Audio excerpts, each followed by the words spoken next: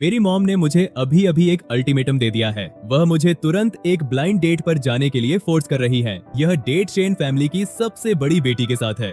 एक ऐसी औरत जिसका नेट वर्थ अरबों में है, वही फेमसली कोल्ड और ruthless ice queen CEO. Rumours तो ये हैं कि वह न सिर्फ पूरी तरह से एलूफ है, बल्कि वह सीवियर बाइपोलर डिसऑर्डर से भी सफर कर रही है। उसके इमोशंस अनबिलीवेबल तरीके से अनस्टेबल रहते हैं। इस अरेंज्ड मैरिज को पूरी तरह से सबोटाज करने के लिए मैंने सोचा कि मैं बस अपने ट्रू सेल्फ की तरह एक्ट करूंगा। ऐसा प्रिटेंड करूंगा जैसे मैं एक बिल्कुल यूजलेस गुड फॉर नथिंग स्लैकर हूँ। लेकिन जो बात मुझे समझ नहीं आ रही है वह ये है कि वह मेरी तरफ इस तरह क्यों देख रही है। मुझे ऐसे घूर रही है जैसे मैं कोई रेयर ट्रेजर हूँ। हर मैजेस्टी क्वीन मदर ने मुझे कॉल किया था और आते ही मुझ पर बरसना शुरू कर दिया। उनका वह टोन इतना फियर्स था कि मुझे एक वर्ड बोलने का मौका तक नहीं मिला। लो शिनिए, अपनी गांड उठाओ और इस ब्लाइंड डेट के लिए तुरंत टिंग्यू पवेलियन पहुंचो, जो शेन फैमिली की सबसे बड़ी बेटी है। अगर तुमने इसको खराब करने की हिम्मत की तो मैं तुम्हारे सारे क्रेडिट कार्ड्स फ्रीज कर दूंगी। मैं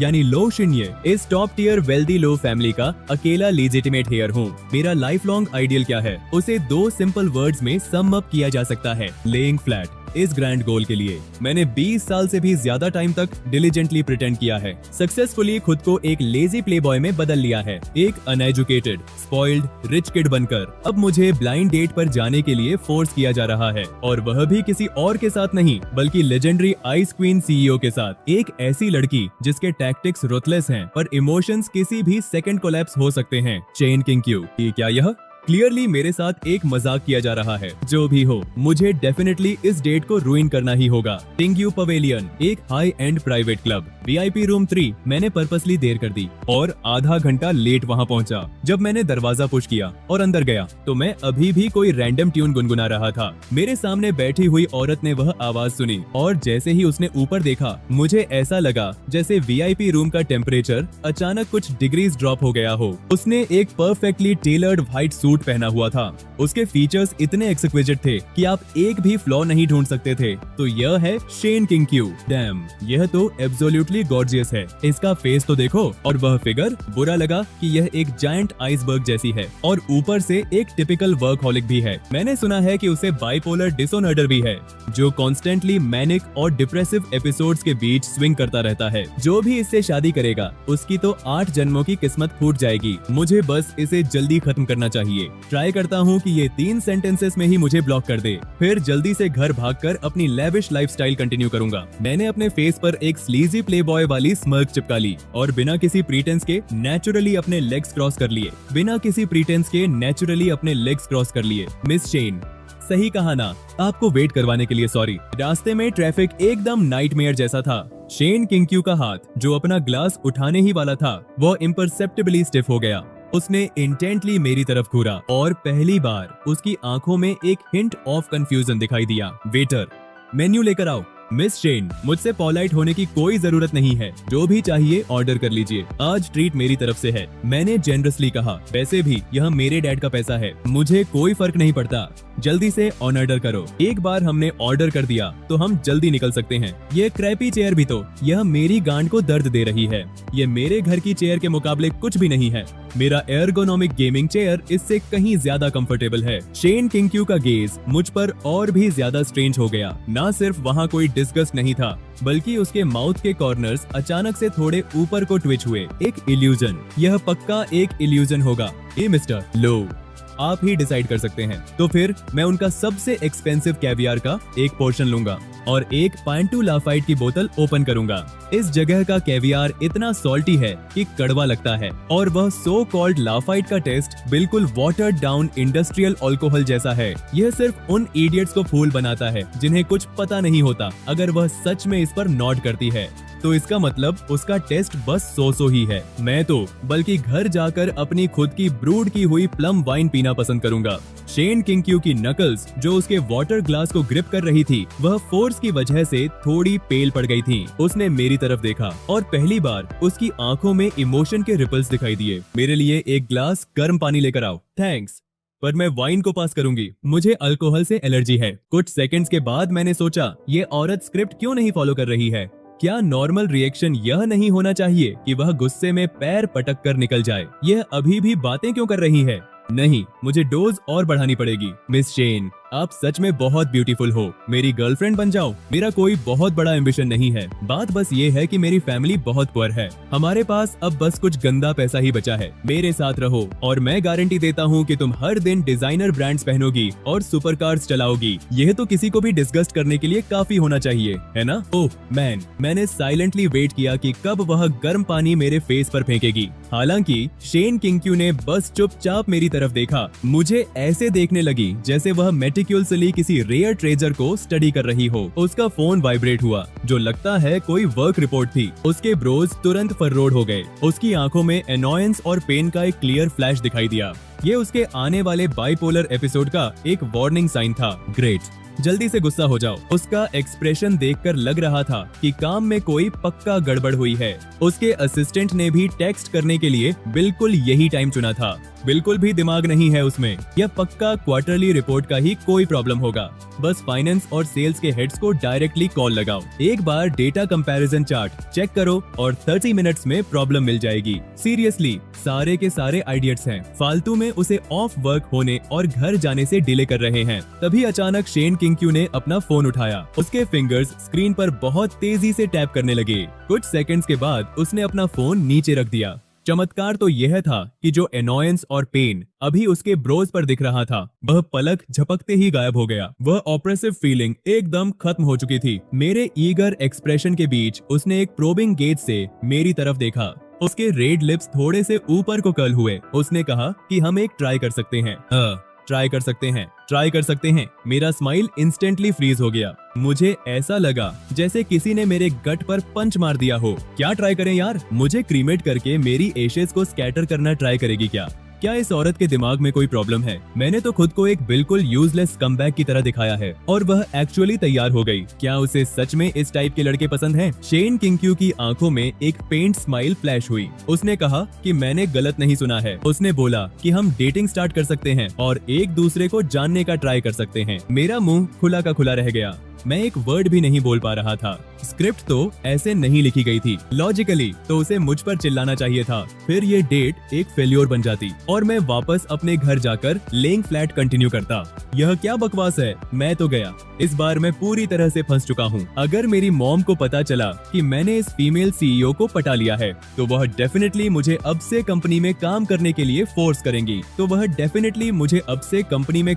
के लिए फोर्स करेंगी। मेरी लेइंग फ्लैट वाली लाइफ, मेरे बड़े मील्स, मेरी होममेड प्लम वाइन, क्या यह सब मेरे हाथ से निकलने वाला है? शेन किंग्क्यू ने मेरे पेल फेस की तरफ देखा। उसने खुद आगे बढ़कर मुझे स्टीम्ड सी बांस का एक पीस सर्व किया। उसने कहा कि मैं ठीक नहीं लग रहा हूँ और मुझे खा लेना चाहिए। मैं अपने बाउल में रखी फिश को घूरता रहा। ऐसा लगा जैसे मैं किसी गर्म लाल लोहे के पीस को देख रहा हूँ। यह औरत पक्का दिमाग से बीमार है। मैं जितना ज्यादा यूजलेस बनता हूँ, यह उतना ही ज्यादा केयर करती है। क्या यह वही लेजेंडरी कंट्रेरियन कॉन्स्टिट्यूशन है? शेन किंग्क्यू ने ऊपर देखा। उसने मेरी तरफ बहुत डीपली देखा, एक ऐसी निगाह से जैसे वह किसी जिद्दी बच्चे को देख रही हो। उसने बताया कि उसे कैवियार और रेड वाइन पसंद नहीं है, उसे सिर्फ चाइनीज फूड पसंद है। क्या कोइंसिडेंस था? मुझे भी पसंद है, स्पेशली ये स्टीम्ड सी बांस। इसका हीट कंट्रोल एकदम परफेक्ट है। शेफ की स्किल्स सच में काफी अच्छी है। बुरा हुआ कि अभी मेरा खाने का बिल्कुल भी एपेटाइट नहीं है। शेन किंग्क्यू ने जैसे मेरे एक्सप्रेशन को इग्नोर ही कर दिया। उसने बहुत एलिगेंटली खाना खाया। बात बस यह थी कि ऐसा लग रहा था जैसे वह अपनी हंसी रोक रही हो। ठीक है, नेक्स्ट डेट पर मैं उसे पूरी रात के लिए एक इंटरनेट कैफे लेकर जाऊंगा। उसके बाद हम किसी स्ट्रीट स्टॉल पर स्पाइसी हॉट पॉट खाने चलेंगे। मुझे नहीं लगता कि उस जैसी एक बिलियनियर सीईओ यह सब झेल पाएगी। खाना खत्म हो गया। मैं क्लब से किसी बिना पट्टे वाले जंगली कुत्ते की तरह तेजी से भागा। मुझे ऐसा लगा जैसे मैं अभी अभी किसी फांसी के तख्ते से बचकर निकला हूँ। जैसे ही मैं कार में बैठा, मेरी मॉम का कॉल आया। बेटा, शेन किंग्क्यू तुमसे बहुत सेटिस्फाइड है। मैंने कहा कि मॉम, यह एक मिसअंडरस्टैंडिंग है। उन्होंने कहा कि कोई मिसअंडरस्टैंडिंग नहीं है। मॉम ने बताया कि किंग्क्यू ने कहा है तुम बहुत जेन्युइन हो, प्रिटेंशियस नहीं हो। उन फ्लैशी सस्ते लड़कों की तरह नहीं, मैं तो एकदम डम्बफाउंडेड रह गया। जेन्युइन मेरी गांड, उसके पास कोई माइंड रीडिंग पावर्स तो नहीं है ना? इम्पॉसिबल, बिल्कुल इम्पॉसिबल है। मैंने फोन हंग अप किया, गैस पर पैर रखा और रॉकेट की तरह तेजी से निकल गया। जो बात मुझे नहीं पता थी वह यह थी कि मेरे जाने के बाद उसकी असिस्टेंट चेन जिंग पूरी तरह से हैरान दिख रही थी। उसने पूछा, बॉस शेन, क्या आप सीरियस हैं? आप सच में उस यंग मास्टर लू को डेट करना चाहती हैं? शेन किंग ने अजीब तरीके से अपने टेम्पल्स को रब किया। कल से ही उसका बाइपोलर डिसऑर्डर एक मैनिक फेज में एंटर कर चुका था। उसका पूरा बॉडी एक पाउडर केक जैसा फील हो रहा था जो किसी भी मोमेंट फट सकता था। वह जिस भी चीज को देखती वह उसे चुभती थी। लेकिन अभी अभी जब उसने लू चैनिये के इनर सार्कास्टिक रिमार्क्स को सुना तो उसके दिमाग की जो नर्व्स टाइट थी और टूटने वाली थी वह अचानक से रिलैक्स हो गई। उसके मैसी और रैम्बलिंग थॉट्स एक हार्मोनियस सिम्फनी की तरह थे जो उसके इमोशंस को शांत कर रहे थे। 5 साल में यह पहली बार था उसने बिना किसी मेडिकेशन के खुद को उस एबिस से निकालने में कामयाबी पाई थी। उसने चेन जिंग से कहा कि मेरे लिए कुछ ढूंढो। सिटी के साउथ में सबसे famous spicy hot pot stall वह एग्जैक्टली कहां पर लोकेटेड है? हाँ, शेन किंग ने कोई एक्सप्लेनेशन नहीं दिया। उसने बस अपने लिप्स को थोड़ा सा कर्ल किया। एक ऑन नाइट इंटरनेट कैफे, एक स्ट्रीट स्टॉल। अगले कुछ दिनों तक मैं अपनी एंजाइटी को रोक नहीं पा रहा था। मैं सीधे 3 दिनों तक घर से बाहर नहीं निकला। मैं पूरे दिन घर में कूप्ड अप रहकर ग्रेप वाइन ब्रू करता रहा ताकि अपने इस फ्राजाइल हार्ट को नम करने का ट्राई कर सकूं। मैं अब इस तरह की लाइफ और बर्दाश्त नहीं कर सकता। मेरा laying flat plan officially bankrupt हो चुका था। शेन किंग को आखिर मुझ में क्या पसंद आया है? क्या उसे लगता है कि मैं उसके लिए बिल्कुल भी थ्रेट नहीं हूँ, कि मैं एकदम परफेक्ट टूल हूँ? मेरा फोन अचानक सबसे खराब टाइम पर बज उठा। स्क्रीन पर 3 बड़े वर्ड्स फ्लैश हो रहे थे, शेन किंग। मेरा हाथ कांप गया। मेरा ग्रेप जूस का ग्लास फ्लोर पर गिरते गिरते बचा। मैंने पूछा, हेलो ब्यूटीफुल मिस शेन, अभी से मेरी याद आने लगी क्या? उसने पूछा कि मैं घर पर कहाँ हूँ। मैंने कहा कि मैं तो बोर होकर मर रहा हूँ। उसने पूछा, क्यों ना हम बाहर चलें और कुछ फन ढूंढें? उसने बोला, आओ एक दूसरे को थोड़ा हर्ट करते हैं। मैंने पूरी तरह से प्रिपरेशन कर ली थी। सिटी के साउथ साइड की एक बहुत ही गंदी और कैओटिक स्ट्रीट का सीन था। वहां एक बहुत ही लग्जूरियस पर ओनाली सा पैकेज दिखा। उसने कहा कि ठीक है और मैं बस घर पर वेट करूं। उसने आगे बोला कि वह मुझे पिक करने आ रही है। यह बोलकर उसने तुरंत ही फोन हैंग अप कर दिया। मैं तो वहां एकदम फ्रीज हो गया और काफी देर तक शॉक से बाहर नहीं आ पाया। फिर लगभग आधे घंटे के बाद मेरे दरवाजे पर एक बेंटले आकर रुकी। मैंने जानबूझकर एक अजीब सी स्कल टी शर्ट पहनी, साथ में रिप्ड जीन्स और फ्लिप फ्लॉप्स डाल लिए। मैं पूरे तशन में स्टाइल मारते हुए कार के अंदर बैठा। तभी शेन किंग ने मेरी तरफ एक निगाह डाली। उसकी आंखें पूरे 0.1 सेकंड के लिए मेरे फ्लिप फ्लॉप्स पर ही टिकी रहीं। मैंने सोचा कि चलो बिल्कुल सही है, अब मुझसे नफरत करो और जल्दी से मुझे इस कार से बाहर धक्का देकर निकाल दो। लेकिन मेरा दिमाग घूम गया कि यह क्या था। मैंने पूछा कि हम आखिर कहाँ जा रहे हैं। उसने पलटकर पूछा कि क्या मैंने पहले से सारे अरेंजमेंट्स नहीं किए हैं, पर उसे यह सब कैसे पता चला? क्या? मैंने सोचा कि जो भी हो, अब तो बस प्लान के मुताबिक ही चलना पड़ेगा। हमें सीधे सिटी के साउथ साइड वाले नाइट मार्केट चलना चाहिए। यह सुनते ही ड्राइवर का हाथ अचानक स्लिप हो गया और कार का स्टीयरिंग व्हील एकदम से स्वर्व कर गया। चेन जिंग तो मेरी तरफ ऐसे देख रही थी जैसे मैं कोई एलियन हूँ। वहाँ बस एक शेन किंग ही थी जो एकदम एक्सप्रेशनलेस बैठी रही। कार के अंदर का माहौल सच में बहुत ही ज्यादा ऑकवर्ड हो चुका था। मुझे जबरदस्ती बात करने के लिए कोई ना कोई टॉपिक ढूंढना ही था। मैंने पूछा कि मिस शेन, आप नॉर्मली किस काम में बिजी रहती हैं? और मैंने आगे रिक्वेस्ट की कि प्लीज मुझसे काम की बातें मत करना, जैसे ये स्टॉक्स, फंड्स या फ्यूचर्स वगैरह, क्योंकि इन सब के नाम सुनते ही मेरे सिर में दर्द होने लगता है। उसने बताया कि कॉन्ट्रैक्ट्स रिव्यू करना और मीटिंग्स अटेंड करना ही काम है और कभी कभी कुछ क्लूलेस इडियट्स से डील करना पड़ता है। मैंने मन में हंसकर सोचा कि देखा, मुझे पहले से ही पता था, ये औरत सच में एक बहुत ही ज्यादा बोरिंग किस्म की वुमन है। इसके पास अपनी लाइफ में काम के अलावा और कुछ है ही नहीं। ये कितनी बेचारी और पिटिफुल है। तभी शेन किंग ने अचानक अपनी फिंगर्स को पिंच किया। वह अचानक रुकी और उसने सिर उठाकर स्ट्रेट मेरी तरफ देखा। उसने मुझसे पूछा कि मेरे बारे में क्या ख्याल है और पूछा कि इस तरह लेइंग फ्लैट रहने के अलावा मेरी लाइफ में आखिर चल क्या रहा है।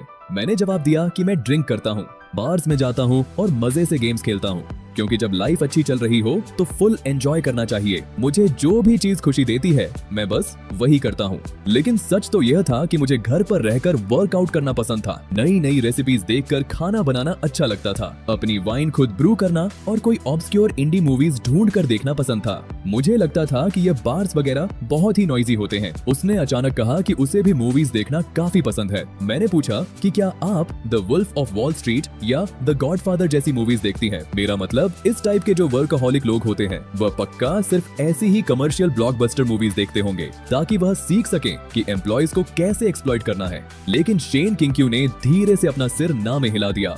थोड़ी देर तक चुप रहने के बाद वह अचानक बोल उठी। उसने किकुजीरो का नाम लिया और मैं एकदम से दंग रह गया। किकुजीरो तो वह बहुत ही हार्ट वार्मिंग और इमोशनल मूवी है। मेरा दिमाग चक्कर खा गया कि यह एक्चुअली इस जॉनर की मूवीज देखती है। मैंने उसके उस ठंडे और संजीदा चेहरे की तरफ देखा। तभी अचानक मेरे दिल की धड़कन एक पल के लिए स्किप हो गई। ये औरत बिल्कुल भी वैसी नहीं लग रही थी जैसा मैंने इसका इमेज सोचा था। अब हम दोनों साउथ सिटी के नाइट मार्केट में पहुंच चुके थे। वहाँ पर हर तरफ लोगों की बहुत ही भारी भीड़ जमा थी। मैं तो मजे से अपनी फ्लिप फ्लॉप्स चटाते हुए आगे घूम रहा था। लेकिन शेन किंग्क्यू उस बहुत ही हाई एंड सूट में बैठी थी। वह बिल्कुल ऐसी लग रही थी जैसे कोई परी अचानक धरती पर उतर आई हो। वह इस गंदी जगह पर बिल्कुल भी मैच नहीं कर रही थी। सारे आने जाने वाले लोग एक साथ लगातार हम दोनों को ही घूर रहे थे। उनकी आंखों में इस ब्यूटी और बीस्ट जैसी जोड़ी के लिए तरस साफ दिख रहा था। मैंने सोचा कि हाँ, बिल्कुल सही है, सब चलने दो। अब उसे पब्लिक के इस अजीब निगाहों का सामना करने दो और मजा चखने दो ताकि उसे रियलाइज हो जाए कि हम दोनों अलग अलग दुनिया के लोग हैं। अगर यह सब बर्दाश्त नहीं हो रहा तो जल्दी से चली जाए यहाँ से। इसलिए मैंने जानबूझकर उसे सबसे ज्यादा भीड़ वाली जगह पर ले जाना शुरू किया। मैंने कहा कि मिस शेन, देखिए यहाँ पर कितनी ज्यादा रौनक और चहल पहल है। चलिए हम वहाँ चलकर वह वाला गेम खेलते हैं। मुझे पक्का पता था कि वह अब अपनी बर्दाश्त की हद तक पहुँच चुकी होगी, लेकिन उसने बस हल्का सा अपना सिर हाँ में हिला दिया। मैंने सोचा कि कमाल है, ये अभी भी यहाँ से भाग नहीं रही है। चलो थोड़ा सा और सही, सब ठीक हो जाएगा। तो फिर ठीक है, आज मैं उसे अच्छे से दिखा ही देता हूँ कि आखिर असली देसी और लोकल एंटरटेनमेंट होता कैसा है। मैं उसे घसीटकर सीधे एक स्पाइसी हॉट पॉट वाले स्टॉल पर ले गया। मैंने ऑन ऑर्डर दिया कि boss 2 bowl spicy hot pot लगा देना और हाँ, एकदम एक्स्ट्रा स्पाइसी बनाना। मैंने पूछा कि मिस शेन, क्या आपको इस तरह का खाना खाने की आदत है? एकदम लाल सुर्ख और तीखे ब्रॉथ की तरफ देखा और पूरी तरह साइलेंट रही। उसकी असिस्टेंट चेन जिंग का चेहरा देखकर लग रहा था जैसे वह अभी रो पड़ेगी। उसकी असिस्टेंट कंटिन्यूअसली आंख मार रही थी और अजीब मुंह बनाकर मुझे इशारे कर रही थी, जैसे वह कह रही हो कि जल्दी से बोल दो कि तुमसे बर्दाश्त नहीं हो रहा और जल्दी से बोल दो कि तुम अभी के अभी यहाँ से जाना चाहते हो। तभी अचानक एक बहुत ही एरोगेंट वॉइस बीच में गूंजी। उसने ताना मारते हुए कहा कि अरे, यह तो हमारे यंग मास्टर लियो हैं, पर तुम इतने नीचे कैसे गिर गए कि इस तरह का कचरा खाना पड़ रहा है? लिन ज़िकियन तो हमेशा से ही मेरी शक्ल से नफरत करता था। उसके साथ उसके कुछ चमचे भी खड़े थे जो मेरी तरफ देखकर मजाक उड़ा रहे थे। उस वक्त लिन ज़िकियन के चेहरे के एक्सप्रेशंस सच में देखने लायक थे। उसमें हैरानी तो थी ही, पर साथ में एक ऐसी जलन थी जो वह बॉस शेन की तरफ देख रहा था। उसने पूछा कि आप यहाँ क्या कर रही है? लेकिन शेन चिंगच्यू ने तो उसे एक निगाह देखना भी जरूरी नहीं समझा। इसलिए लिन ज़िकियन अपना पूरा गुस्सा मुझ पर निकालने लगा। उसने चिल्लाकर कहा कि लियू शेनिये, तुम्हारी हिम्मत कैसे हुई? क्या तुम्हारी बॉस शेन को इस तरह की गंदी जगह पर लाने की औकात है? उसने पूछा कि तुम आखिर क्या साजिश रच रहे हो? मैंने सोचा कि मुझे यह पसंद है तो क्या हुआ, क्या इससे तुम्हारा कोई लेना देना है? ये इडियट लड़का तो सच में एक बहुत ही बढ़िया विंगमैन निकल गया। मैंने सोचा कि जल्दी से मुझे थोड़ा और इंसल्ट करो ताकि शेन चिंगक्यू मुझसे पूरी तरह से डिसअपॉइंटेड हो जाए। लिन ज़िकियन ने कहा कि बॉस शेन, आप इसके बहकावे में मत आइए। ये बस एक गंवार और एकदम यूजलेस कचरा किस्म का इंसान है। इसके साथ रहना मतलब सिर्फ अपनी ही डिग्निटी को गिराना है। वहाँ भीड़ लगातार हर एक सेकंड के साथ बढ़ती ही जा रही थी, लेकिन मैं तो अंदर ही अंदर खुशी से बिल्कुल फूला नहीं समा रहा था। मैंने मन में कहा कि हाँ हाँ, बिल्कुल सही जा रहे हो। क्या मस्त इंसल्ट्स कर रहे हो यार। सबसे बेस्ट होगा अगर तुम मुझे एक घटिया स्कमबैग और बिल्कुल बेकार घोषित कर दो।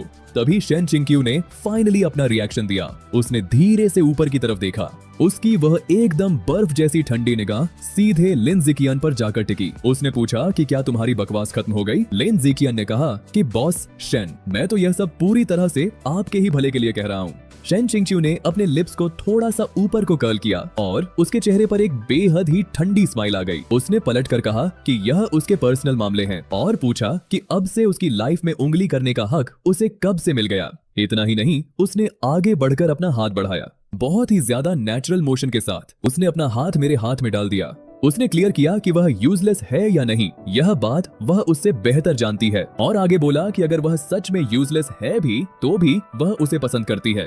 ऐसा लगा जैसे उस पूरे नाइट मार्केट का बटन अचानक से म्यूट पर चला गया हो। मैंने सोचा कि इसने अभी क्या कहा, मुझे पसंद करती है। भाई बिल्कुल नहीं, क्या इसने गलती से गलत बोल दिया? दीदी, आप तो एक एकदम खूंखार और कोल्ड अलूफ फीमेल सीईओ हो। आपका पूरा इमेज यहाँ पर चकनाचूर हो चुका। क्या आपको इस बात का अंदाजा भी है? शेन चिंगच्यू ने शायद मेरे बॉडी का वह स्टिफनेस नोटिस कर लिया था। उसने मेरे हाथ को और भी ज्यादा जोर से पकड़कर थोड़ा टाइट कर दिया। फिर उसने मुझे पकड़कर उस ऑयली और गंदे टेबल पर बैठा दिया। उसने ऑर्डर दिया कि बॉस 2 बोल स्पाइसी नूडल्स लगा दो। उसने आगे कहा कि थैंक यू बॉस। वह स्टॉल ओनर तुरंत ही घूम गया और नूडल्स पकाने लगा। लिन ज़ीकेन का चेहरा गुस्से के मारे एकदम बदसूरत कलेजी पर्पल रंग का हो गया। उसने धमकी दी कि शेन चिंगच्यू आपको इस बात का पछतावा होगा। वह यह फट्टू सा रिमार्क फेंककर अपने चमचों के साथ वहाँ से कट लिया। मैंने उसकी उस बेकार और भागते हुए फिगर की तरफ देखा, पर मेरे दिल को थोड़ी सी भी खुशी या सेटिस्फैक्शन महसूस नहीं हुई। उस मोमेंट पर तो मेरा मन कर रहा कि मैं बस मुंह छुपाकर रो पड़ूं। मैंने सोचा कि दीदी, आप आखिर यहाँ पर क्या करने का ट्राई कर रही हो, क्योंकि कल के न्यूज़पेपर की फ्रंट पेज की हेडलाइन पक्का यही होगी कि आइसबर्ग फीमेल सीईओ एक बेकार लड़के के प्यार में पागल हुई। अब इसके बाद मैं चैन से अपनी लेइंग फ्लैट लाइफ कैसे जी पाऊंगा। उबलता हुआ स्पाइसी हॉट पॉट बहुत ही तेजी से टेबल पर सर्व कर दिया गया और इस सही मोमेंट का फायदा उठाते हुए चिंगच्यू ने बिना बुरा माने अपने चॉपस्टिक्स उठाए, बहुत ही एलिगेंस के साथ एक ग्रीन वेजिटेबल का पीस उठाया और उसे बहुत ही स्लोली और आराम से चबाने लगी। उसने मुझसे पूछा कि क्या मैं खाना नहीं खाऊंगा। मैंने सोचा कि मैं क्या खाऊं। मेरा दिमाग तो पहले से ही पूरी तरह रायता बन चुका है। ये औरत सच में बहुत ही ज्यादा टेरिफाइंग है। यह तो पूरी तरह से सारी ह्यूमन लॉजिक के परे चलती है। मुझे तो बिल्कुल सन वुकोंग जैसा फील हो रहा है। मैं चाहे जितना भी जोर लगा लूं, पर इसके जाल से नहीं निकल सकता। फिर मैंने बस अपने चॉपस्टिक्स उठाए और बिना दिमाग लगाए कुछ बाइट्स खाए। खाते ही वह मिर्च का तीखा झटका सीधे मेरे दिमाग के ऊपर तक गया। तभी एक एकदम साफ और व्हाइट हैंडकरचीफ मेरी तरफ बढ़ाया गया। वह कपड़ा एक्चुअली शेन चिंगच्यू का ही था। उसने कहा कि अगर तुमसे इतना तीखा खाना झेला नहीं जाता तो जबरदस्ती मत करो। मैंने वह हैंडकरचीफ लिया और जल्दी से अपना मुंह साफ किया। मेरा चेहरा एकदम गर्म हो रहा था। मुझे समझ नहीं आ रहा था कि यह उस तीखे की वजह से था या कोई और बात थी। उस रात तो मेरी नींद ही पूरी तरह उड़ गई थी। शेन चिंगच्यू की वह बातें बार बार मेरे दिमाग में गूंज रही थीं। उसने कहा था कि अगर मैं यूजलेस भी हूँ तो भी वह मुझे पसंद करती है। अगली सुबह जब मैं जल्दी नीचे गया तो मेरी आंखों के नीचे बड़े बड़े डार्क सर्कल्स पड़ चुके थे। मेरी माँ ने मुझे आवाज दी कि बेटा जरा यहाँ आकर ये देखो। उन्होंने कहा कि तुम तो सीधे फ्रंट पेज पर आ गए हो। मैंने वहाँ जाकर देखा तो मेरा दम ही घुटने लगा और मैं वहाँ बिल्कुल बेहोश होने वाला था। वहाँ हेडलाइन थी कि shocking exclusive billionaire CEO Shen चिंगच्यू ने लू फैमिली के साथ रिश्ता पक्का किया और उन्होंने पब्लिकली नाइट मार्केट में उसका प्रपंच किया, यानी उसे डिफेंड किया है। नीचे जो साथ में फोटो लगी थी उसमें शेन चिंगच्यू एकदम मैजेस्टिक और प्रोटेक्टिव नाइट लग रही थी। मेरे तो आगे अंधेरा ही छा गया। अब तो सब खत्म हो गया, पूरी तरह से सब बर्बाद हो गया। मेरा वह यूजलेस ट्रैश वाला इमेज जो मैंने इतनी मेहनत से बनाया था, अब इस पूरे शहर के लोगों की नजरों में वह बदलकर एक ऐसा कमजोर पति बन चुका था जिसे एक डोमिनेटिंग फीमेल सीईओ प्रोटेक्ट कर रही है। तभी मेरा फोन बहुत ही ज्यादा तेजी से वाइब्रेट करने लगा। वह सारे के सारे मैसेजेस मेरे उन फालतू दोस्तों के ही थे जो मुझे बधाइयां और अजीब अजीब गॉसिप भेज रहे थे। मैंने चिढ़कर अपना फोन एक तरफ फेंक दिया। ठीक उसी वक्त एक अननोन नंबर से कॉल आई और मैंने पूछा कि कौन है। उधर से आवाज आई कि क्या आप यंग मास्टर लू बोल रहे हैं। उसने बताया कि वह चेन जिंग है जो कि बॉस शेन की असिस्टेंट है। उसने आगे कहा कि बॉस शेन के साथ कुछ बहुत ही अजीब मामला हो गया है। मेरा दिल अचानक से एकदम बैठ गया। मैंने पूछा कि आखिर क्या हुआ है। ऐसा बिल्कुल नहीं हो सकता। क्या कल रात के उस स्पाइसी नूडल्स के बोल में इतनी ज्यादा डिस्ट्रक्टिव पावर थी कि उसने बॉस शेन को सीधे इमरजेंसी रूम पहुंचा दिया? लेकिन उसने बताया कि नहीं, ऐसा नहीं है। उसने कहा कि आज बॉस शेन ने खुद को अपने ऑफिस में बंद कर लिया है और वह अब किसी से भी मिलने से साफ मना कर रही है। उसने कहा कि उसे बॉस शेन की बहुत ज्यादा चिंता हो रही है। उसने आगे अपनी बात पूरी तो नहीं की, लेकिन मैं सब कुछ अच्छे से समझ गया था कि शेन चिंगच्यू का बाइपोलर डिसऑर्डर फिर से रिलैप्स हो गया था और इस बार उनका यह डिप्रेसिव फेज चल रहा था। मैंने पूछा कि क्या वह पहले भी अक्सर ऐसी ही रहती थी। उसने कहा कि हाँ, लेकिन इस बार का मामला बहुत ही ज्यादा सीवियर है। उसने मुझसे रिक्वेस्ट की कि यंग मास्टर लू, क्या आप प्लीज यहाँ आ सकते हैं, क्योंकि कल जब बॉस शेन आपके साथ वहाँ नाइट मार्केट में थी तो उनकी कंडीशन पिछले कई सालों में सबसे बेहतर दिख रही थी। मैं थोड़ी देर के लिए एकदम खामोश हो गया। मैंने सोचा कि मेरे वहाँ जाने से आखिर क्या फायदा होगा। मैं कोई साइकाइट्रिस्ट तो हूँ नहीं, और वैसे भी मैं तो अभी उनसे जितना हो सके दूर भागने की कोशिश कर रहा हूँ। वह ठीक हो या ना हो, इससे मेरा क्या लेना देना है। लेकिन फिर मैंने उससे कहा कि मुझे एड्रेस सेंड कर दो। मैंने फोन काट दिया और मेरा दिमाग सच में पूरी तरह खराब हो चुका। चलो कोई बात नहीं, मैं बस यह समझ लूंगा कि कल के उस स्पाइसी नूडल्स के बोल का एहसान चुका रहा हूँ। मैं बस उन्हें एक बार देखूंगा और तुरंत वहाँ से निकल जाऊंगा। मेरा वहाँ एक भी एक्स्ट्रा मिनट रुकने का बिल्कुल कोई इरादा नहीं है। लगभग आधे घंटे बाद मैं शेन चिंगच्यू की कंपनी पहुँच गया। उस यूएन सिंह ग्रुप की बिल्डिंग के नीचे खड़ा मैं सोच रहा था कि यह ऑफिस बिल्डिंग असल में एक ऐसा कमर्शियल डिस्ट्रिक्ट है जिसे अकेले शेन चिंगच्यू ने ही खड़ा किया है। चेंजिंग पहले से ही वहाँ लॉबी में बहुत परेशान होकर मेरा वेट कर रही थी। मुझे देखते ही उसके चेहरे पर ऐसा एक्सप्रेशन आया जैसे उसे कोई सेवियर मिल गया हो। उसने कहा कि यंग मास्टर लू, आप फाइनली यहाँ आ गए। वह मुझे सीधे टॉप फ्लोर पर बने ऑफिस के दरवाजे के पास ले गई। वहाँ पर कुछ सीनियर मैनेजर्स बहुत परेशानी में इधर उधर घूम रहे थे। मुझे वहाँ देखकर उन सब के चेहरे पर एक बड़ा झटका लगा। उनके एक्सप्रेशंस तो अजीब थे ही, पर साथ ही वह अपनी नफरत भी नहीं छुपा पा रहे थे। तभी चेंजिंग ने ऑफिस का वह बड़ा और भारी दरवाजा धक्का देकर खोला और उसने मुझे अंदर जाने का इशारा किया। मैं अंदर गया तो वहाँ सामने एक बहुत ही बड़े फ्लोर टू सीलिंग विंडो के पास शेन चिंगच्यू मेरी तरफ अपनी पीठ किए हुए खड़ी थी।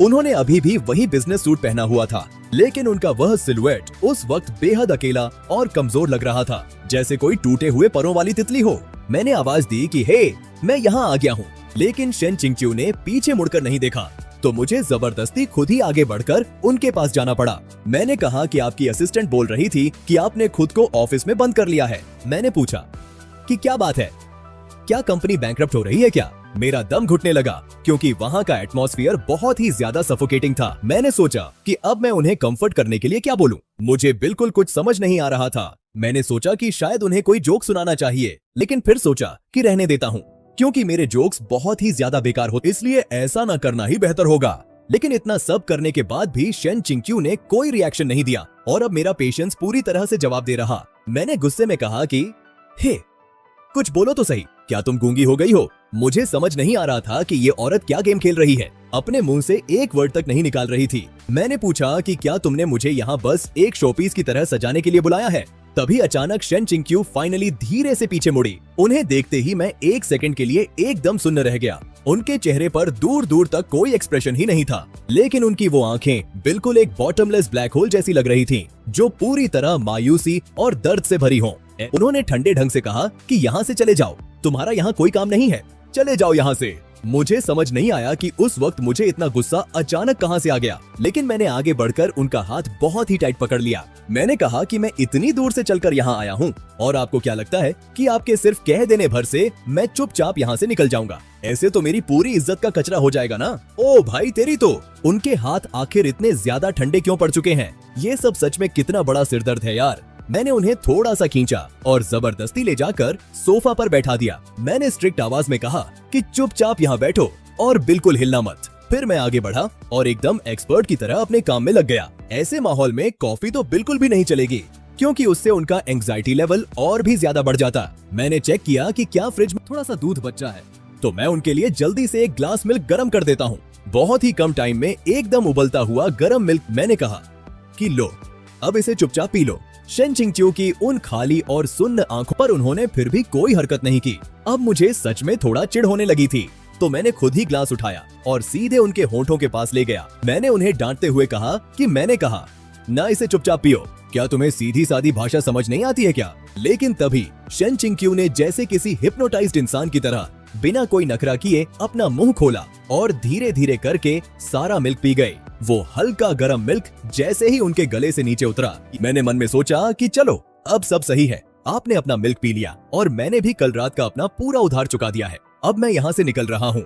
मैं बिना एक सेकंड के लिए भी हिचकिचाए तुरंत वहाँ से जाने के लिए पलटा। मुझे हर हाल में इस जगह से जल्द निकलना होगा, क्योंकि अगर मैं यहाँ थोड़ी देर और रुका तो मुझे पक्का फील हो रहा है कि मैं खुद भी डिप्रेशन में चला जाऊंगा। ये औरत तो सच में मेरी सुकून वाली लेइंग फ्लैट लाइफ का पूरा मूड खराब कर रही है। मैं चलता हुआ दरवाजे तक पहुंचा और जैसे ही मेरा हाथ उस डोरनॉब पर टिका, तभी अचानक मेरे पीछे से एक बहुत ही साफ आवाज आई। उसकी उस आवाज में एक हल्की सी कंपी थी। जब उन्होंने कहा कि प्लीज मत जाओ, मेरे कदम वहीं के वहीं अचानक से थम गए, लेकिन मैं पीछे नहीं मुड़ा। ये आखिर क्या चल रहा है यार?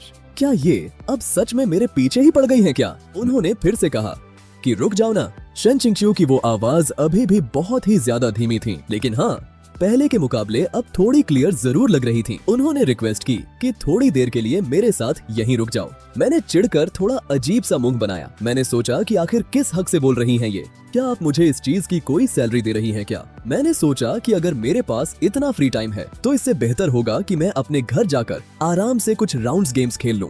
हालांकि मेरे दिमाग में चल तो यही सब बकवास रही थी, लेकिन पता नहीं क्यों मेरे पैर वहीं जमीन पर एकदम जम से गए थे और मैं वहां से एक कदम नहीं हिल पा रहा था। तभी मेरे पीछे से हल्की सी चलने की आवाज आई, जैसे कोई पास आ रहा हो, और फिर मुझे महसूस हुआ कि किसी ने पीछे से मेरी शर्ट के कोने को, लेकिन मैं तब भी अपनी जगह से बिल्कुल नहीं हिला। उन्होंने कहा कि तुम बस यहीं मेरे पास ही रुको, सिर्फ 1 घंटा मेरा साथ देने के लिए, बस 1 घंटे के लिए यहीं रुक जाओ। उन्होंने आगे ऑफर दिया कि शहर के वेस्ट साइड में जो युएनशिंग, मैं वो पूरा प्लॉट हमेशा के लिए तुम्हारे नाम कर दूंगी। ये सुनते ही मैंने एक झटके में अपना सिर पीछे घुमाया। शहर की वो सबसे खास जमीन, वो तो इस वक्त पूरे शहर की सबसे महंगी और डिमांड वाली प्रॉपर्टी चल रही है। सबसे प्राइम और टॉप की लोकेशन है वो, और अब ये औरत इतनी आसानी से बोल रही है कि मैं उसे ऐसे ही तुम्हें दे दूंगी। कैसी फिजूल खर्च और अजीब औरत है यार ये। इतना बड़ा और करोड़ों का प्लॉट। और क्या आपको लगता है कि आपके घर वाले कोई अपना बैंक चलाते हैं क्या? ओह अच्छा हाँ, मैं तो भूल ही गया था कि इनका सच में अपना एक बहुत बड़ा बैंक है। ये औरत तो सच में पूरी तरह से पागल हो चुकी है। उन्होंने लगातार मेरी तरफ ही देखा।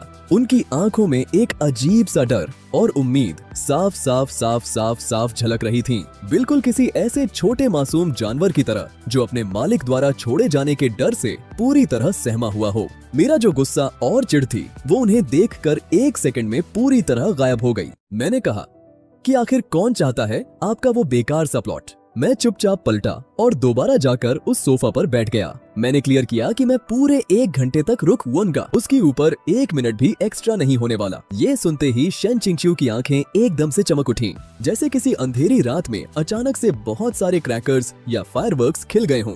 वो मेरे पास वाले सिंगल सोफा पर बैठ गई और बस चुपचाप मुझे देखने लगी। माहौल एक बार फिर से अजीब हो गया था। उसका इस तरह घूरना मुझे पूरी तरह अनकंफर्टेबल कर रहा था। मैंने सोचा कि क्या देख रही हो यार? क्या पहले कभी कोई हैंडसम लड़का नहीं देखा है क्या? मुझे ऐसा फील करा रही थी जैसे मैं चिड़ियाघर का कोई बंदर हूँ। फिर मैंने अपने पॉकेट से अपना फोन निकाला और शॉर्ट वीडियोस स्क्रॉल करना शुरू कर दिया। हाँ, ये कुत्ता कितना ज्यादा स्टूपिड है यार। ये फिल्टर तो सच में एकदम बकवास है। मैंने तो अपने में मस्त रहकर अपने पास बैठी शेन चिंगशू को पूरी तरह इग्नोर कर दिया था। तभी मेरे हंसते ही उसके होठों के कोने भी धीरे से ऊपर की तरफ मुस्कुराने के लिए उठे। वो बस वहाँ चुपचाप बैठी रही और उसकी नजर अब पहले से भी कहीं ज्यादा जेंटल होती जा रही थी। ऑफिस का वो दम घोटने वाला माहौल मेरे ध्यान देने से पहले ही ना जाने कहाँ गायब हो चुका था। 1 घंटा बहुत ही जल्दी बीत गया। मेरे फोन का अलार्म बजा। मैं तुरंत खड़ा हो गया। मैंने सोचा कि टाइम खत्म हो गया है, अब मैं चलता हूँ। भगवान का शुक्र है, चलो मैं फाइनली आजाद तो हुआ। लेकिन वो पहले सच में थोड़ी बेचारी और पिटीफुल लग रही थी। अगले दिन मैं अपने पापा की चिल्लाने की आवाज से जगा। उन्होंने गुस्से में कहा कि लो चेन्नई, तू नालायक कहीं के, अपनी ये शक्ल लेकर तुरंत नीचे आ। अभी के अभी मैं नींद में झूमता हुआ नीचे गया। पापा ने पूछा कि तूने सिटी सेंटर वाला वो प्लॉट? अब मैं एकदम सुन्न रह गया। मैंने सोचा कि उसने सच में वो प्लॉट मुझे दे दिया। मैंने लोगों को गाड़ियां और घर गिफ्ट करते हुए देखा है, लेकिन ऐसा महंगा प्राइम रियल एस्टेट गिफ्ट करना, ये तो मैं पहली बार देख रहा हूँ। मैंने मन में सोचा कि भाई ये तो मैं भी जानना चाहता हूँ। ये बात अब हमारे पूरे सर्कल में सबसे बड़ा रहस्य बन चुकी थी। कोई भी इसे समझ ही नहीं पा रहा था। यहाँ तक कि कुछ लोग तो ऐसे अंदाजे लगा रहे थे कि मेरे पास शेन चिंगशू को ब्लैकमेल करने के लिए कोई बड़ा सबूत है। इस बकवास पर तो मैं बस अपनी आंखें घुमाकर चिढ़ना चाहता हूँ। काश ऐसा होता, पर क्या बताऊं, मुझे तो उसका फोन नंबर तक ढंग से याद नहीं है। वेस्ट साइड वाले उस प्लॉट के मामले ने मेरे पापा का मेरे प्रति देखने का नजरिया पूरी तरह बदल दिया था। यहाँ तक कि उन्होंने मुझे टटोलना शुरू कर दिया और पूछा कि क्या मैं थोड़ा एक्सपीरियंस लेने के लिए कंपनी। मैं तो बहुत बुरा डर गया था। मैंने झटपट मना करते हुए अपने हाथ हवा में हिलाए। मैंने सोचा कि क्या ये कोई मजाक चल रहा है क्या? कंपनी में काम करना, ये तो मेरे लिए मौत से भी बदतर सजा है। उस दिन मैं अपने घर पर ही था और पूरे ध्यान से अपनी नई बनाई हुई पीच ब्लॉसम वाइन को मिक्स कर रहा था। तभी शेन किंगक्यू का फिर से फोन आया। मेरा हाथ एक बार फिर से कांप गया। मैंने सोचा कि ये औरत आखिर मुझे बार बार फोन क्यों कर रही है। क्या हमारे बीच ये बात नहीं हुई थी कि वो बस एक बार का फेवर था। मैंने अपने नसीब को कोसते हुए आखिरकार फोन उठा ही लिया। मैंने पूछा कि अब क्या चल रहा है। उन्होंने बताया कि आज रात एक चैरिटी गाला है और कहा कि मेरे साथ चलो। फोन के उस दूसरे कोने से आने वाली उनकी आवाज में एक ऐसा हुक्म था जिसे कोई मना नहीं कर सकता था। मैंने साफ मना कर दिया कि मैं नहीं जा रहा हूँ। ऐसी जगहें सच में हद से ज्यादा बोरिंग होती हैं। वहाँ बस नकली लोग चेहरे पर मुखौटा पहने रहते हैं और एक दूसरे की फालतू में तारीफें करते हैं। इससे बेहतर तो मैं घर पर बैठकर आराम से ड्रिंक करूंगा। वो कहीं ज्यादा सुकून वाला काम है। ऊपर से मुझे वहाँ वो एकदम कड़क फॉर्मल सूट पहनना पड़ेगा जो इतना टाइट होता है कि मेरा दम ही घुटने लगता है। उन्होंने बताया कि लिन जिक्सियन भी वहाँ आने वाला है। ये सुनते ही मैं तुरंत एकदम अलर्ट हो गया। मैंने सोचा कि वो गधा आखिर वहाँ किस लिए जा रहा है। वो पक्का मुझे परेशान करने का कोई ना कोई मौका ढूंढेगा और लगे हाथ उसके सामने अपना टशन दिखाने की कोशिश करेगा। उन्होंने बताया कि वो आजकल उन्हें पागलों की तरह चेस कर रहा है। मैंने सोचा कि उस गधे को सच में ये समझ नहीं आता कि कब पीछे हटना है। बिल्कुल लंगूर के मुंह में अंगूर वाली बात है।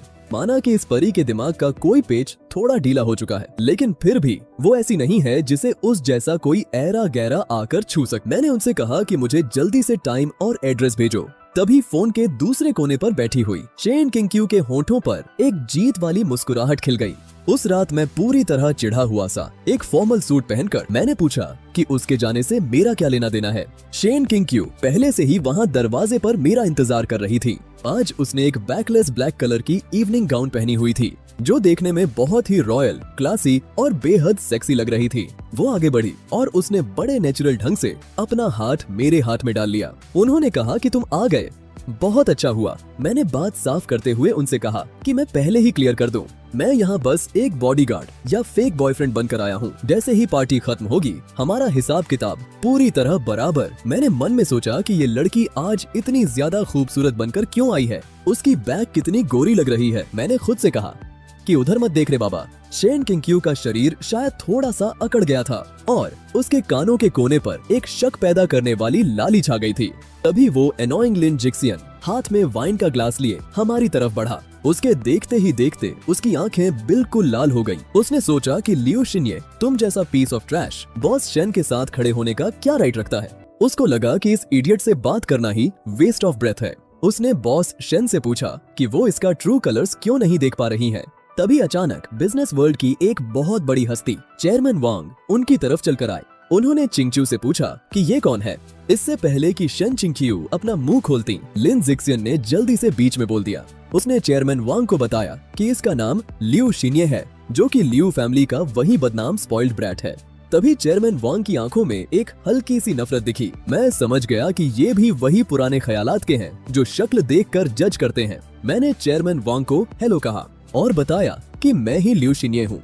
मैंने कहा कि सब मुझे एक पीस ऑफ ट्रैश कहते हैं, लेकिन ऑनेस्टली मुझे लगता है ट्रैश होना काफी सही चीज है। बस हर दिन खाओ, पियो और मजे करो। अपना दिमाग चलाने की कोई जरूरत ही नहीं है। ये सुनकर चेयरमैन वांग ने अपना मुंह बना लिया और लिन जिक्सियन के चेहरे पर एक स्मग वाली हंसी आ गई। मैंने उन्हें देखा और अपने दिमाग में कुछ कैलकुलेशंस करने लगा। मुझे पता था कि चेयरमैन वांग की लाउंज में रखी हुआंग शाओ यूसी वाइन उनका सबसे बड़ा प्राइज्ड पोजेशन है, लेकिन अफसोस की बात ये थी कि उस वाइन को ढंग से स्टोर नहीं किया गया था। अगर 3 महीने और बीत गए तो वो पूरी तरह बर्बाद हो जाएगी। उसके बाद शेन चिंगच्यू ने जो मेरा हाथ पकड़े हुई थी अचानक बोल पड़ी। उन्होंने चेयरमैन वांग से कहा कि उन्होंने सुना है कि उन्हें हाल ही में हुआंगज्यू वाइन मिली है। ये सुनकर चेयरमैन वांग थोड़े हैरान रह गए, फिर वो जोर जोर से हंसने लगे। हा। उन्होंने माना कि हाँ ये सच है और कहा कि वो वैसे भी उनका ट्रेजर है। शेन चिंगच्यू ने हल्का सा सिर हिलाया और मेरी तरफ देखा। उनकी आंखों में एक शरारत भरी चमक थी। उन्होंने बताया कि उनके साथ खड़े ये यंग मास्टर लियो चाहे बाकी चीजों की परवाह न करते हो, लेकिन वाइन के मामले में उनके पास काफी एक्सपर्टाइज है। उन्होंने मुझसे पूछा कि सीनियर, क्या तुमने अभी नहीं कहा था कि तुम्हारे पास चेयरमैन वांग की वाइन को लेकर कुछ यूनिक इंसाइट्स हैं, तो तुम वो इंसाइट्स चेयरमैन वांग के साथ शेयर क्यों नहीं करते। मैंने सोचा कि मैंने कब कहा कि मेरे पास इंसाइट्स हैं। मैं तो ये सब बस अपने दिमाग में सोच रहा था। मैंने तुरंत अपना सिर घुमाकर शेन चिंगच्यू की तरफ देखा वही वो मेरी तरफ एक इनोसेंट सा एक्सप्रेशन लेकर देख रही थी। मुझे झटका लगा कि ये तो मेरे इनर थॉट्स सुन सकती हैं। उसी पल जैसे पूरी दुनिया एकदम से शांत हो गई। मैं फटी आंखों से शेन चिंगचू को देखता ही रह गया। वो उन्हें सुन सकती थी, वो सच में उन्हें सुन सकती थी। वो तो शुरू से ही मेरी हर एक बात सुन पा रही थी। नो वंडर मैं हमेशा सोचता था कि चल क्या रहा है। मैं इतने पैशनेट तरीके से एक्ट कर रहा था और उन्होंने ना सिर्फ इससे नफरत नहीं की, बल्कि वो तो उल्टा और ज्यादा इंटरेस्टेड होती गईं। बात ये थी कि वो पूरे टाइम से मेरा इनर मोनोलॉग मजा लेकर देख रही थी। वो तो मुझे एक बंदर की तरह ट्रीट कर रही थी। मेरा चेहरा पहले नीला पड़ा और फिर सफेद हो गया। मेरे माथे पर ठंडा पसीना आने लगा। यहाँ तक कि उन्होंने मुझे एक जेंटल विंक किया, वही विंक जो मेरी आंखों में बिल्कुल एक शैतान के सिग्नल जैसा लग रहा था। चेयरमैन वांग ने कहा कि यंग मास्टर लियू के पास उनकी वाइन पर कोई ओपिनियन है तो उन्हें बिना हिचकिचाए शेयर करना चाहिए। लिन जिक्सियन ने एक ताना मारते हुए हंसी। उसने सोचा कि इस जैसे स्पॉइल्ड ब्रैट को वाइन के मामले में क्या ही पता होगा। मेरा दिमाग इस वक्त पूरी तरह से मेसअप हो चुका है। अब मैं क्या बोलूं? क्या उन्हें बता दूं कि मैं फ्यूचर प्रिडिक्ट कर सकता हूं? क्या वो सब मुझे पागल नहीं समझेंगे? शेन चिंगचू ने धीरे से अपनी एल्बो से मुझे नच किया। मैंने सोचा कि मुझे टच मत करो। उन्होंने दिमाग में कहा कि बस सच सच बता दो।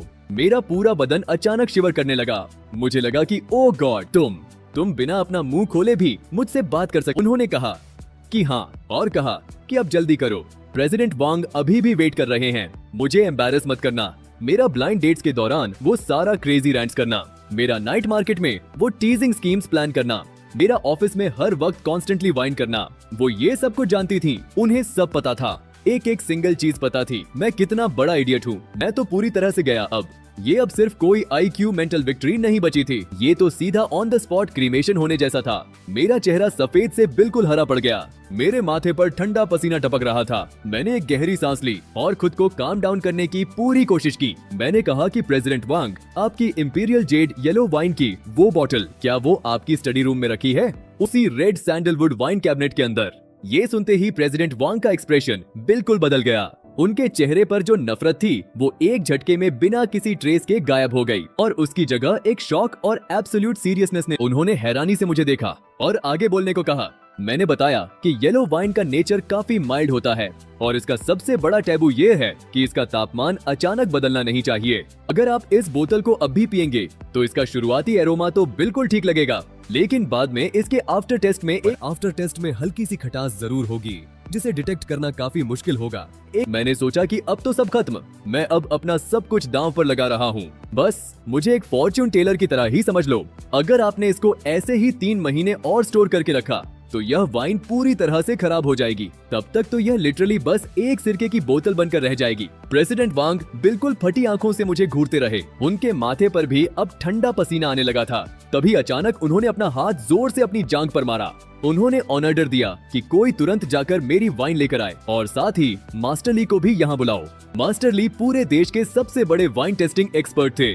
बहुत ही जल्दी उस वाइन को वहाँ लाया गया और मास्टर ली को भी वहाँ जल्दी से बुलाया गया। अब सभी लोग उन्हें ही ध्यान से देख रहे थे। मास्टर ली ने बोतल खोली, वाइन को गिलास में डाला, उसकी एरोमा को सूंघा और फिर एक सिप ली। इस पूरे प्रोसेस के दौरान सबने अपनी सांसें रोक रखी थीं। किसी की भी आवाज निकलने की हिम्मत नहीं हो रही थी। कुछ ही सेकंड के बाद मास्टर ली ने धीरे से वाइन ग्लास को नीचे रखा। उन्होंने एक घमंड और सीरियस चेहरे के साथ प्रेसिडेंट वांग की तरफ देखा और कहा, प्रेसिडेंट वांग, इस लड़के ने जो भी बातें कही वह बिल्कुल 100% सच हैं। हाँ। वहाँ खड़ी पूरी क्राउड में एकदम से हंगामा मच गया। सब लोग मुझे ऐसे देख रहे थे जैसे मैं कोई अजीब सा मॉन्स्टर हूँ। जबकि मैंने धीरे से अपना सिर घुमाया और अपने पास खड़ी इस सारी फसाद की जड़ को देखने लगा। शेन चिंगचू ऊपर मेरी तरफ ही देख रही थी और उनकी उन खूबसूरत आंखों में एक ऐसी अनोखी चमक थी जो मैंने पहले कभी नहीं देखी थी। उन्होंने मुझसे दिमाग में पूछा कि हीरो बनकर कैसा लग रहा है। अच्छा है। मैंने सोचा कि घंटा अच्छा लग रहा है। मैंने सोचा कि शेन चिंगचू, तुम बस देखती जाओ। उस बैंक्वेट के बाकी बचे आधे टाइम में मैं पूरी तरह से वहाँ का सेंटर ऑफ अटेंशन बन गया। यहाँ तक कि प्रेसिडेंट वांग ने मेरा हाथ जोर से पकड़ लिया। वह इतने इमोशनल हो गए कि उनकी आंखों में आंसू आ गए। वह जिद करने लगे कि मुझे उनका स्वॉर्न ब्रदर बनना ही पड़ेगा। शेन चिंगचू ने एक सच्ची होस्टेस की तरह काफी ग्रेस के साथ सारे फालतू के लोगों और झंझटों को मुझसे दूर रखा। उन्होंने बताया कि लेफ्ट वाला टकला रियल एस्टेट का काम करता है, वह तुम्हारी डिटेल्स चाहता है, बस उसे इग्नोर करो। और बताया कि राइट वाला मोटा उनका सबसे बड़ा दुश्मन है। तुम उससे खाने पीने और मजे करने की बातें कर सकते हो, उसे यह सब चीजें बहुत पसंद हैं। उन्होंने कहा कि गुस्सा मत करो, बस स्माइल करो।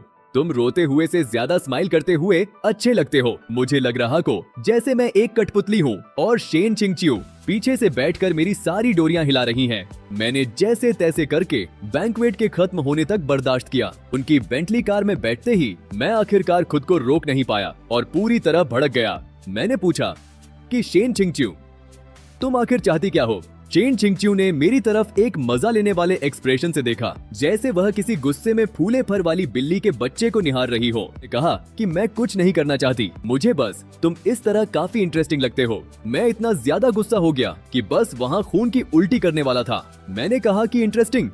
तुम तो मुझे बंदर की तरह नचा रही हो, यह तो सच में बहुत इंटरेस्टिंग है। उन्होंने कहा कि मैं तुम्हें नचा नहीं रही हूँ। शेन चिंगचिू का चेहरा अब एकदम सीरियस हो गया था। उन्होंने कहा कि उन्हें तुम्हारे इनर थॉट्स सुनना पसंद है, उन बोरिंग और सूखी फाइनेंशियल रिपोर्ट्स के मुकाबले। मैंने पूछा कि तो मेरी सारी चालाकी और ब्लाइंड डेट के स्कीम्स, तुम्हें उन सब के बारे में पहले से पता था? उन्होंने हाँ में जवाब दिया और बताया कि खासकर वह पार्ट जहां तुम मुझे पूरी रात एक इंटरनेट कैफे में ले जाना चाहते थे, वह आइडिया काफी क्रिएटिव था। मेरे आगे एकदम अंधेरा छा गया। मैंने गुस्से में कहा कि तुम मेरी प्राइवेसी का खून कर रही हो, यह पूरी तरह से इल्लीगल है। उसने कहा कि जाओ जाकर मुझ पर केस कर दो, देखते हैं कि जज तुम्हारी बात पर भरोसा करता है या नहीं। मैं पूरी तरह से हार चुका था और मैंने रेसिस्ट करना बिल्कुल छोड़ दिया था और मैं कीचड़ के ढेर की तरह बस सीट पर ढीला होकर गिर गया। फिर मैंने पूछा कि आखिर तुम चाहती क्या हो इस टेलीपैथी को चलाने के लिए? उसने मेरा नाम लेकर पुकारा, लियू शिन्येई। क्या तुमने कभी सोचा है कि तुम्हारी ये इनर वॉइस मेरे लिए क्या मैं बिल्कुल फ्रीज हो गया। मैंने सोचा इसका क्या मतलब हो सकता है, एक फ्री की कॉमेडी। तभी उसने बताया कि उसे बाइपोलर डिसऑर्डर है। जब वो मैनिक फेज में होती है तो उसका मन पूरी दुनिया को डिस्ट्रॉय करने का करता है और जब वो डिप्रेस्ड होती है तो उसका मन बस यहाँ से कूदने का करता है। ये कहते हुए उसने खिड़की के बाहर उन ऊंची बिल्डिंग्स की तरफ इशारा। उसका ये सच सुनकर मेरा दिल एक पल के लिए बैठ गया, लेकिन उसने आगे कहा कि जब से वो मुझसे मिली है और उसने में तब से सब कुछ पूरी तरह बदल गया है।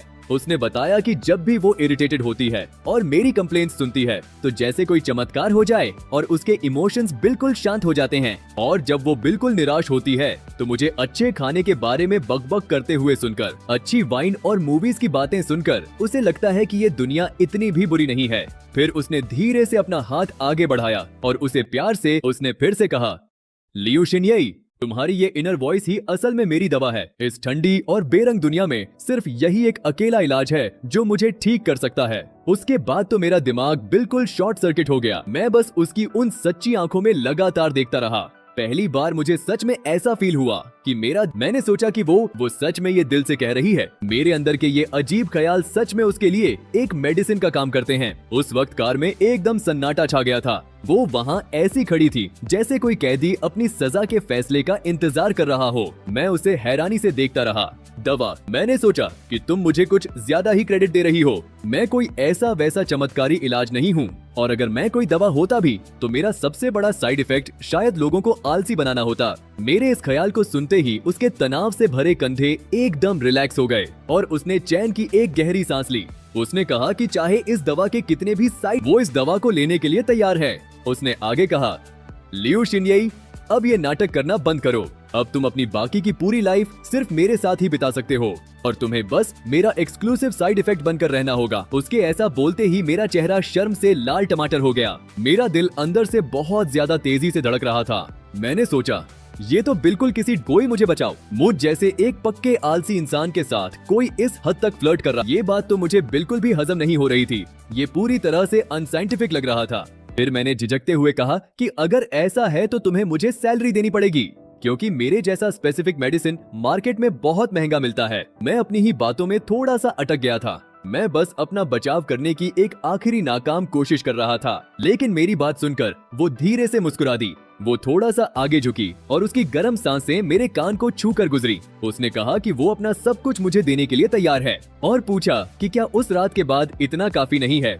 उसके बाद से मेरी लाइफ सच में पूरी तरह बदल गई थी, क्योंकि अब शेन चिंगच्यू ने मुझसे नए नए तरीके सीखना शुरू कर दिए थे। मैं देख रहा कि वो भी धीरे धीरे एक आलसी इंसान बनती जा रही थी। फिर 1 महीने बाद शहर के साउथ में बने एक छोटे से आंगन में मैं एक आरामदायक रॉकिंग चेयर पर मजे से बैठा हुआ था, और वो हमेशा स्ट्रिक्ट रहने वाली शेन चिंगच्यू अब वहाँ एक छोटे से स्टूल पर बैठी हुई थी। उसने अपना वो बड़ा अमीर वाला इमेज पूरी तरह से भूल दिया था और बड़े अजीब तरीके से अनार छीलने की कोशिश कर रही थी। तभी उसने मुझसे पूछा कि लियू शिनये, तुम अभी आकर क्या सोच। मैंने उसे बताया कि मैं सोच रहा था कि अगर इस वक्त यहाँ एक ठंडी हवा का झोंका चले जो बाग के पीच ब्लॉसम्स को उड़ाकर हमारी वाइन के जग में गिरा दे, तो क्या इस वाइन का नाम बदलकर ब्रीज अराउंड एथ पीच ब्रांच नहीं रख देना चाहिए, या फिर हम इसको सीधे ड्रंकन चिंगच्यू भी बोल सकते हैं। लेकिन फिर मैंने खुद ही सोचा कि ये दूसरा नाम थोड़ा ज्यादा ही फिल्मी और ऐसा बिल्कुल नहीं होगा। मैंने सोचा कि वो ऐसा कभी नहीं मानेगी, और उसने मेरी तरफ देखा। उसने कहा कि ड्रंकन चिंगच्यू सुनने में काफी अच्छा लगता है और उसे ये नाम बिल्कुल भी चीजी नहीं लगा। मेरा चेहरा ये सुनकर एक बार फिर से लाल हो गया। मुझे अंदर से थोड़ी झुंझलाहट हुई।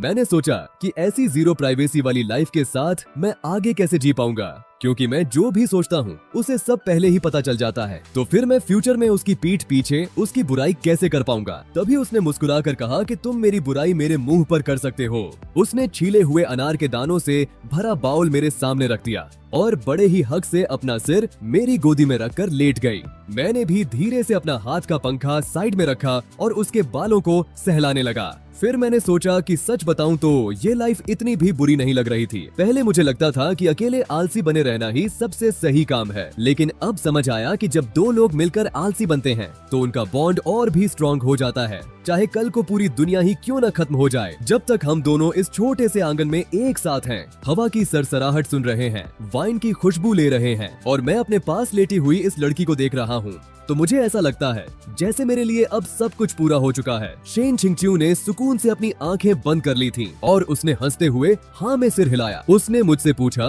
कि क्या तुम्हें ये सब पसंद आ रहा है। उसने बताया कि पहले उसकी दुनिया एकदम खामोश और सुनसान थी। हर एक आवाज उसे कानों को फाड़ने वाले शोर जैसी लगती थी, लेकिन अब मेरे सीने की ये धड़कन, मेरे दिल के अंदर चलने वाली ये शिकायतें और मेरे दिमाग के ये अजीबो गरीब ख्याल अब उसकी बेरंग दुनिया को रोशन करने वाले चिराग बन गए हैं। उसने कहा, लियू शिनये, तुम्हारा बहुत बहुत शुक्रिया जो तुमने मुझे अपनी इस टूटी फूटी दुनिया में आने दिया, और थैंक्स कि तुमने अपना हाथ बढ़ाकर मुझे उस सूखे रेगिस्तान से बाहर निकाल लिया। ढलता हुआ सूरज अब नीचे जा रहा था और एक दूसरे के सहारे बैठे हमारी परछाइयों को लंबा कर रहा था।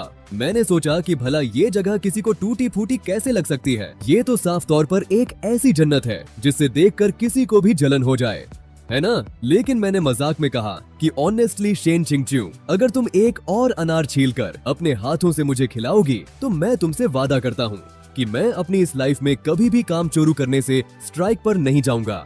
मैं हमेशा सीधे बच्चे की तरह बस तुम्हारा एक्सक्लूसिव स्पेसिफिक मेडिसिन बनकर रहूंगा। मेरा ये सोचना था कि शेन चिंगच्यू ने धीरे से अपनी आंखें खोली। उस पल उसकी आंखों में जैसे पूरी गैलेक्सी चमक रही थी, और फिर बिना किसी वार्निंग के अचानक से वो थोड़ा ऊपर उठी और उसने मेरे होठों पर एक हल्का सा किस कर दिया। उसमें से उन मीठे फलों की खुशबू आ रही थी और उनका डील पक्का हो गया था। उस रात उसकी आवाज सीधे मेरे दिमाग की गहराइयों में गूंज रही थी और इस बात में कोई शक नहीं था कि ये वही धुन थी